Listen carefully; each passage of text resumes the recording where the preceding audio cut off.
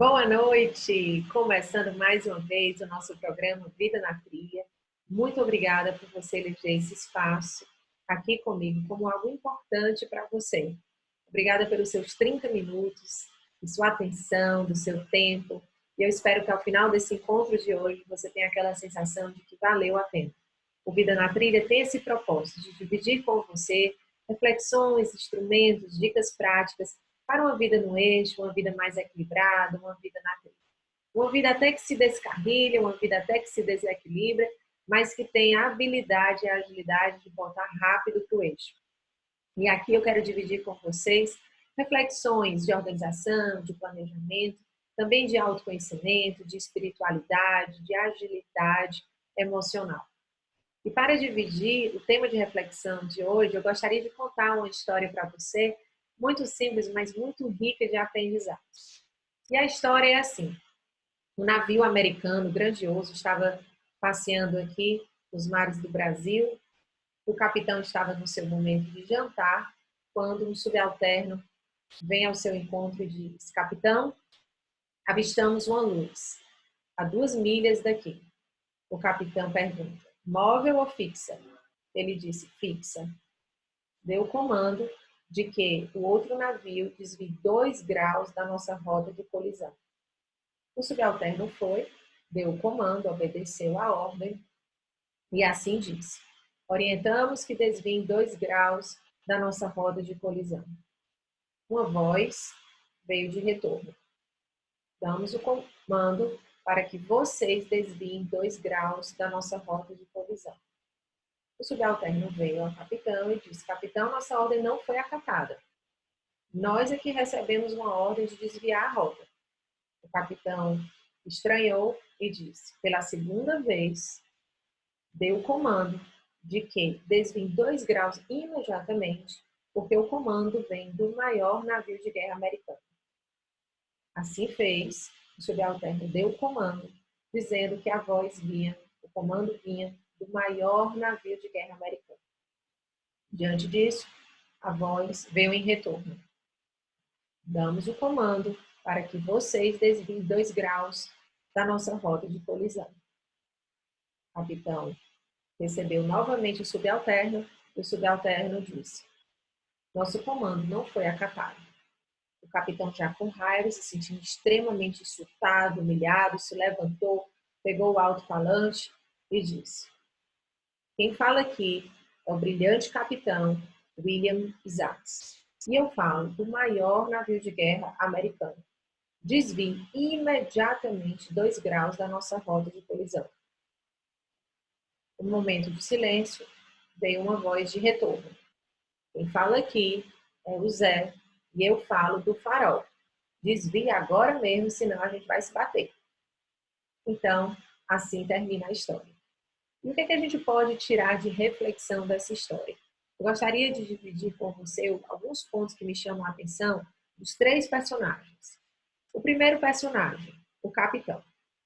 O capitão nos faz pensar todas as vezes que nos colocamos nesse modelo mental de rigidez, de prepotência, de ego inflado, uma mentalidade que em nenhum momento pensou na alternativa de flexibilizar, pensou na alternativa de ter que se ajustar a uma situação, de ter que investigar a situação ou de aceitar uma possível situação fora do controle. Em nenhum momento. O primeiro movimento, a primeira motivação é fazer a própria vontade e achar que o mundo que tem que se ajustar à minha rota. E muitas vezes a gente se coloca assim, com arrogância, com uma sensação, uma ilusão de que estamos no centro e que o mundo e que as pessoas que têm que se ajustar aos nossos valores, às nossas prioridades, às nossas metas e aos nossos planos. Então, fica essa reflexão, vamos guardar aqui por um momento. Agora, o segundo personagem, o subalterno. O subalterno reflete as situações em que nos colocamos presos a uma rotina, quando nos colocamos em uma posição que é abaixo da nossa capacidade criativa. Ele simplesmente foi pombo-correio, levando o recado, obedecendo a ordens, mas em nenhum momento ele interviu na situação, em nenhum momento ele contra-argumentou, ele propôs uma solução. Ele simplesmente queria atender às ordens. E muitas vezes a gente está nesse movimento também automático de atender ordens, às vezes dos outros, mas às vezes as nossas próprias. Escravos de uma rotina, quando a gente não para interrogar a nossa própria rotina, para contra-argumentar a nossa própria rotina ou os nossos processos que estão tão automatizados de pensamento também. Então é preciso a gente parar para se contra-argumentar a nossa forma de pensar, contra-argumentar a nossa forma de viver, a nossa forma de se comportar, desculpa. Então, vamos parar também por aqui. A gente vai agora para o terceiro personagem, o Zé. O Zé, ele também expressou uma certa arrogância, né? Então, eu penso que ele só foi abusado dessa forma, abusou ali da posição dele, de certa segurança. Ele estava falando do farol, então o farol representa ali uma segurança que ele pôde se esconder, que ele pôde se proteger. E por isso ele foi puxando, foi esticando a corda na discussão para ver quem ganhava no comando. Se ele talvez não tivesse num farol, tivesse numa jangradinha, ele não estaria com essa arrogância, com essa discussão, né? Vendo quem ganha no combate. Então esse farol, ele representa as nossas falsas seguranças. Muitas vezes a gente toma uma postura arrogante porque estamos protegidos ou pelo dinheiro, ou por um poder, ou porque somos amigos de quem tem poder, que tem influência política, ou porque estamos num cargo dentro da empresa que nos dá essa força, essa proteção. Então são tantas situações falsas que nos dão essa sensação de segurança. E muitas vezes a gente fica abusando dessa sensação de segurança. E muitas vezes essa segurança é justamente o que embrutece as nossas competências, as nossas virtudes, as nossas capacidades. Porque a gente se acomoda, a gente se protege, a gente não se desafia e a gente fica ali naquela situação realmente de acomodação. Então, que fique essa reflexão da arrogância do capitão, desse mindset rígido, a escravidão da rotina do subalterno e também essa arrogância por uma falsa segurança que vem do personagem do Zé, que estava responsável pelo farol. Então, eu queria, nesse momento, fazer uma síntese temporária do que a gente conversou até agora, só para a gente melhor absorver essa reflexão que eu fiz agora. Então, estão aqui esses três personagens. O primeiro, o capitão caracterizado pelo modelo rígido, insensível, ego-inflado, inflexível, preso nas suas próprias crenças. O subalterno, né, que representa todo esse comportamento de seguir ordens, só fazer o que é necessário, sentir-se sem voz, sem vez, talvez com medo, né, do capitão, acomodado, sem reconhecimento, então preso nessa atividade mais operacional, mais automatizada. E o Zé, protegido atrás da estabilidade e segurança do farol, embrutecido, estagnado ali no mesmo nível por conta dessa segurança, que não se desafia, né, a evoluir. Então, esses três personagens vêm falar do tema central de hoje, que é a agilidade emocional. E para conceituar o que eu entendo de agilidade emocional, esse aí é o livro que fundamenta a minha fala de hoje, da Susan David. Então, a definição está aqui. Envolve a capacidade de tornar-se sensível ao contexto e responder ao mundo como ele é. Na visão da Susan, que eu também concordo, a agilidade emocional não tem a ver com positividade. Tem a ver com essa flexibilidade, tem a ver com essa sensibilidade de fazer uma leitura do contexto mais próximo do real e com agilidade sabemos reagir a essa leitura. Então, essa habilidade de criar um espaço entre o estímulo que recebemos no dia a dia, na vida, nas situações, e a nossa resposta. Então, não sermos tomados por uma impulsividade ou por uma rigidez que vem dos nossos padrões aos estímulos que nós recebemos. Então, vamos entender melhor como isso funciona. É como se você puder imaginar um cérebro, ou metade do cérebro, não funciona dessa forma, mas é uma forma metafórica. Metade do cérebro, um cérebro rígido, cinzento, sem cor, onde ele está completamente automatizado. E a outra metade colorido, flexível, móvel. Essa metade cinzenta é feita de aço, de ferro, e a metade que é colorida é feita de massinha de modelar. Essa metáfora mostra que muitos dos nossos mecanismos, eles são assim. As nossas sinapses cerebrais são são rígidas, são padrões que já vêm de muito tempo, e a gente não consegue enxergar, inclusive, às vezes, a necessidade da mudança. A gente toma como verdade o nosso ponto de vista, né? A gente conta histórias como sendo a verdade, às vezes histórias que já caducaram, que já perderam o prazo de validade, mas a gente continua acreditando naquela história que tantas vezes a gente já disse para si mesmo ou para outras pessoas, né? Discursos nossos que se repetem muito nas rodas de conversa, na nossa forma de dialogar com nós mesmos. E o outro lado do cérebro, feito de massinha de modelar, onde é um cérebro que se reinventa, é um cérebro que se molda, se flexibiliza, que se contra-argumenta, que revê, que recomeça. Então, essa imagem desse cérebro que eu vou mostrar para vocês, que fica mais fácil visualizar esse exemplo que eu estou dando, nos faz entender sobre a agilidade emocional, que tem muito mais a ver, como eu falei, sobre flexibilidade do que com positividade. Inclusive, a autora nos diz e nos alerta que esse movimento, muitas vezes, de sair de um polo negativo de pensamento para um polo positivo de pensamento, muitas vezes é arriscado e até contraproducente. Exemplo, fracassei para arrasei, ou eu não posso, tudo posso, sou incompetente, não, sou o máximo.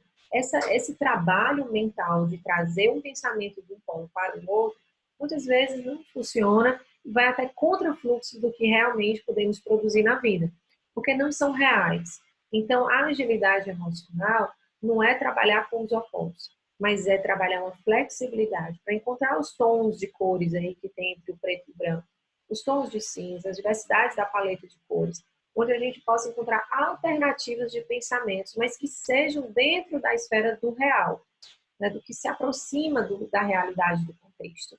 Porque trazer pensamentos que não são verdadeiros ou pensamentos que não têm uma validação, que não têm uma fundamentação, pode nos colocar numa zona de risco.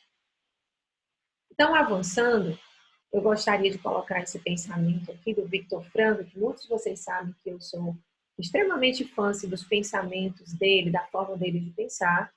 Ele foi preso na época da Segunda Guerra Mundial, em campos de concentração, perdeu esposa, perdeu familiares, né? E ele, dentro do campo de concentração, fez os primeiros escritos da logoterapia, né, que é uma linha da psicologia, que trabalha muito o poder da existência, o sentido da vida. Né? E ele tem esse pensamento, ele fala, quando não somos mais capazes de mudar a situação, somos desafiados a mudar nós mesmos. Essa frase, ela retrata muito o que é essa agilidade emocional. É a gente não ter a arrogância de achar que a gente muda o mundo e que tudo a gente pode, mas a gente tem a humildade e a agilidade para a gente fazer ajustes e mudanças de rotas diante de situações que não podem mudar, como é o farol. O farol não podia ser mudado. Então, o que é que eu posso fazer diante de uma situação que é imutável? Eu é que preciso me ajustar. Eu é que preciso virar para a direita ou para a esquerda. Então, isso é a agilidade emocional que eu me refiro. E ele fala, fundamentalmente, qualquer homem pode, em quaisquer circunstâncias, decidir o que ele deve se tornar. Né? Então, é a nossa agilidade, a nossa flexibilidade e como nós vamos nos posicionar diante de situações que muitas vezes não são controláveis ou são imutáveis. A gente realmente não tem controle de tudo, mas a gente desenvolver essa habilidade de encontrar diversas formas de reagir, de nos posicionarmos diante das diversas situações. Então, voltando para cá, eu queria dividir com vocês agora também algumas dicas práticas de como a gente desenvolver essa habilidade, essa agilidade emocional. Como eu, Marília, trabalho com os meus clientes, como é que a gente pode desenvolver isso? Então, uma das formas que eu considero extremamente eficaz é a gente identificar as situações de incômodo ou as pessoas que são gatilhos, que provocam em nós emoções negativas, a gente identificar essas pessoas e situações e as enxergar como farol. Por quê? Quando a gente está com o cérebro rígido, a gente entende um farol como um empecilho, como um problema, como o capitão assim viu. Mas o farol, ele é um sinal de alerta, ele é um sistema de alerta. ele é benéfico, ele existe para ajudar na navegação, na rota das nossas vidas. Então, um possível problema aparente, uma possível situação de incômodo aparente, se nós reduzirmos o nosso ego e conseguirmos enxergar essa situação ou essa pessoa que é problema para a gente como um farol, como um sistema de alerta, essa pessoa, essa situação pode muito nos ajudar. A gente identificar essa pessoa que provoca em mim sentimentos tão negativos.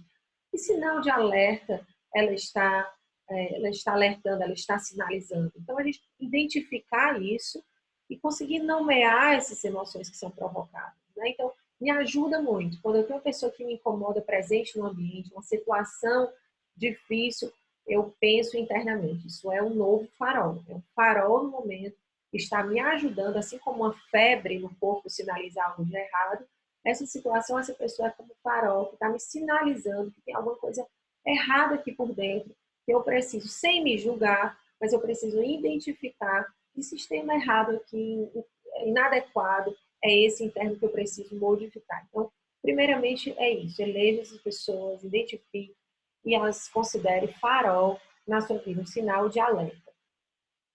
Um outro ponto que eu considero extremamente prático é você criar um espaçamento entre o estímulo e a sua reação. Ou seja, se você identifica que essa situação está ali como um gatilho, provocando alguma coisa, algum sentimento, algum desconforto, seja raiva, impaciência, sentimento de inferioridade, inveja, todos esses tipos de sentimentos, crie um espaço de distância e não reaja no primeiro momento. Porque, como o Victor Frankl fala, há um espaço oportuno entre estímulo e reação.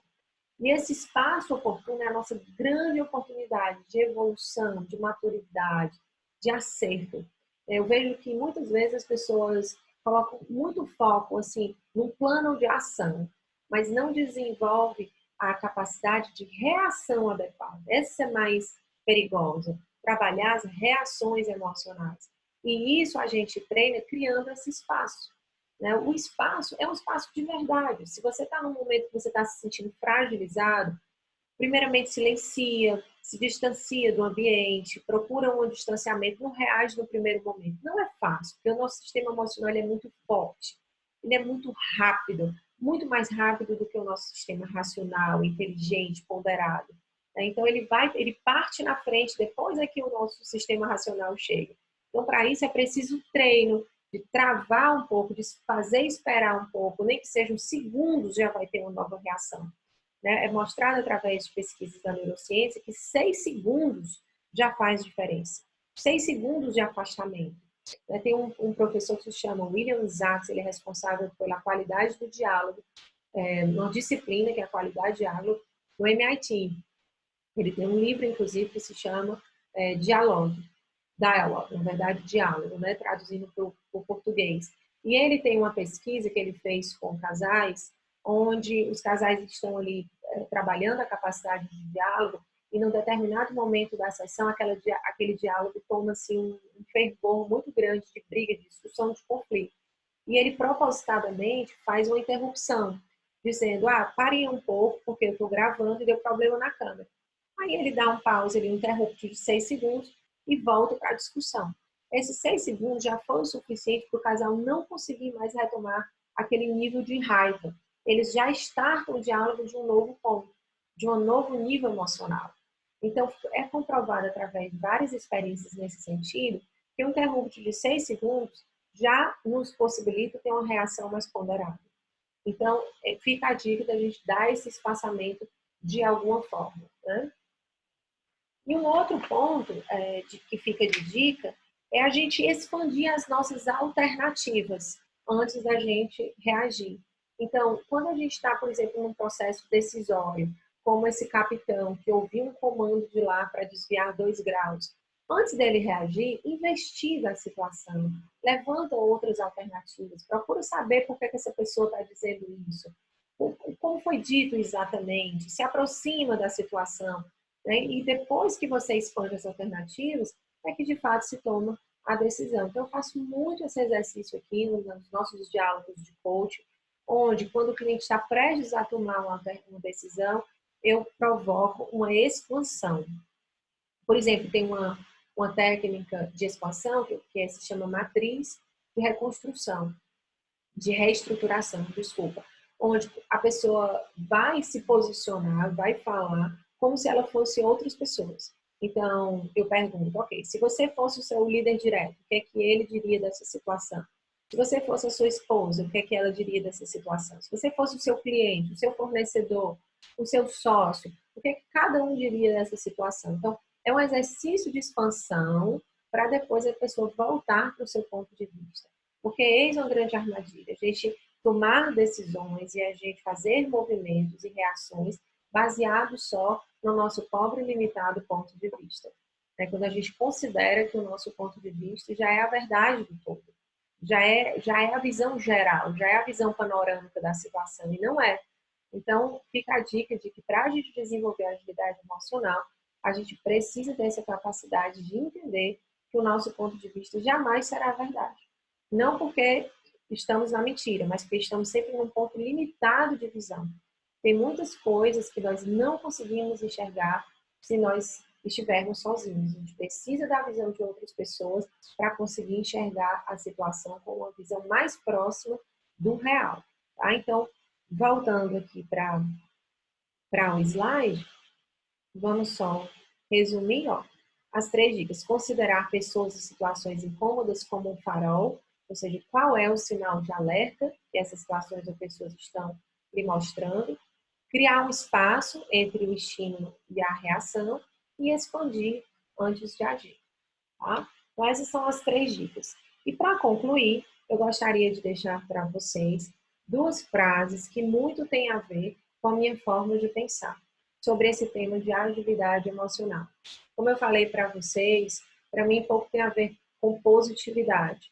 Eu não sou muito da linha de acreditar que você inserir repetidas vezes pensamentos positivos vai fazer você vencer a situação. A positividade é maravilhosa, mas nem sempre é a solução, até porque a positividade ela pode ser também arriscada quando ela não tem fundamentação.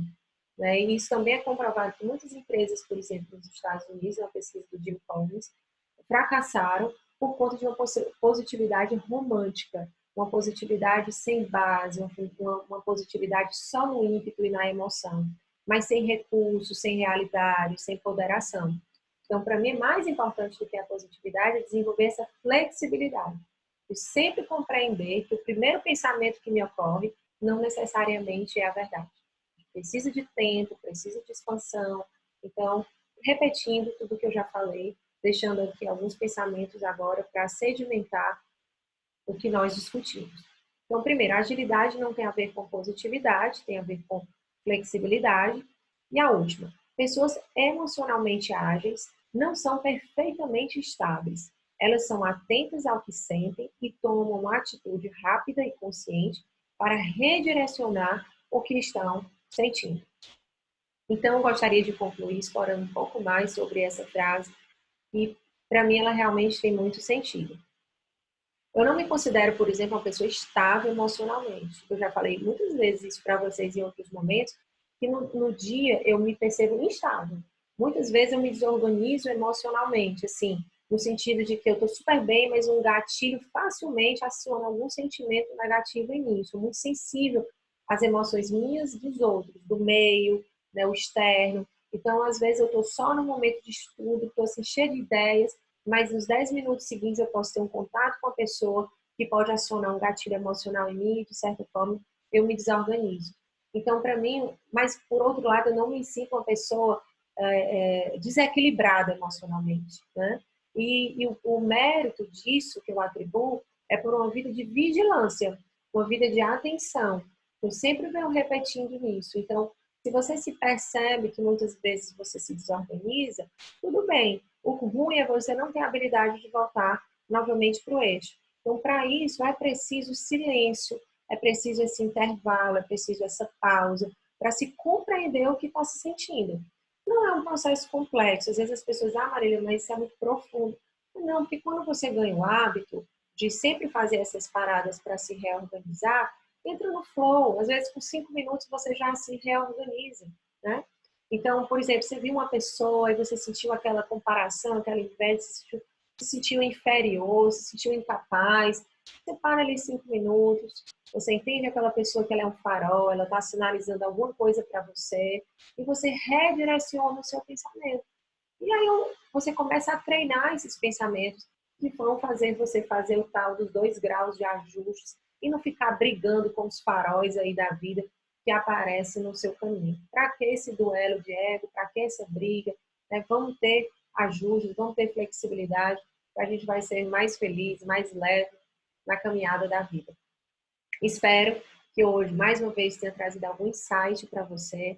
Eu não tenho expectativa de que você memorize tudo que eu falei, coloque tudo em prática, mas eu sempre tenho a esperança que algo muito concreto você tire daqui e que, de fato, gere alguma mudança sustentável, alguma virada de chave na sua vida.